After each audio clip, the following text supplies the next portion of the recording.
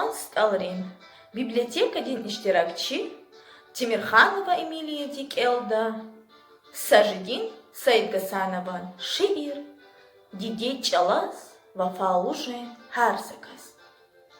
И dünya halka yidlay veniz, Çilarits'i kazalmışnay eveniz, Harsak Allah'un pataldi güzgüniz, Yuhkan davay kamallujen harsakaz, Dide çalas, Vafalujen harsakaz.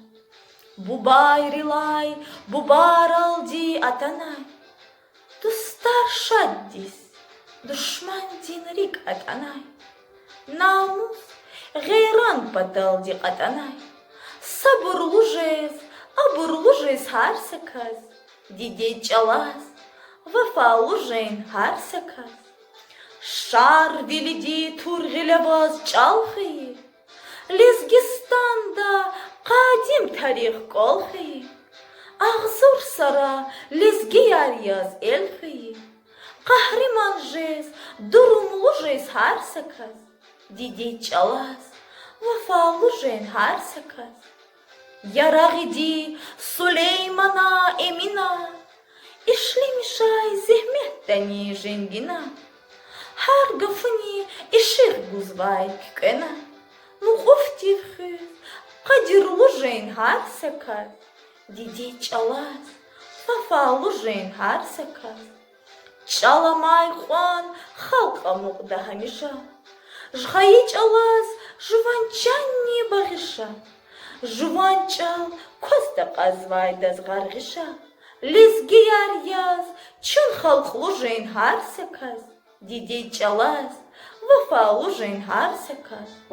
İm talabunya, Elbette ellerin, Damar evi, nurlu ökyevilerin, Çita kabur, Vinizval yekelerin, Matni gujlu, Çun gurlujen harsakaz, Dide çalas, Vafalujen harsakaz.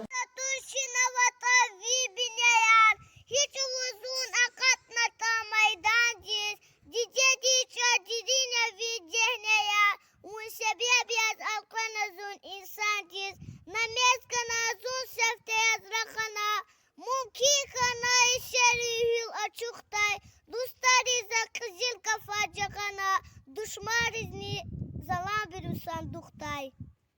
Ekacın düzgüç al, Yuhokar herrano, Rano, Nur hazat şal, Umeci gatfariz güç al.